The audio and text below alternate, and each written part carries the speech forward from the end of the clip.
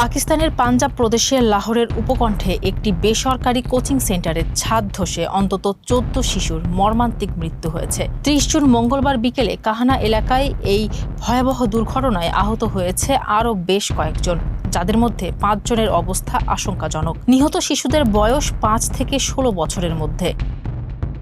উদ্ধারকারী সংস্থা রেস্কিউ ১১২২ জানায়, ঘটনার সময় কক্ষটিতে ২২ জন শিক্ষার্থী ও ১ জন শিক্ষক ছিলেন। স্থানীয়দের দাবি, জরাজীর্ণ ছাদটির ওপর টাইলস মেরামতের কাজ চলায় অতিরিক্ত ওজনের কারণে সেটি হঠাৎ ধসে পড়ে।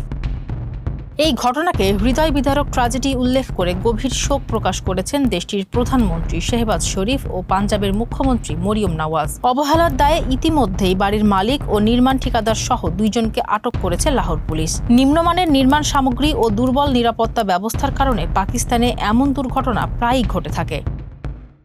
ফারজানা হাসিন, মানবকণ্ঠ।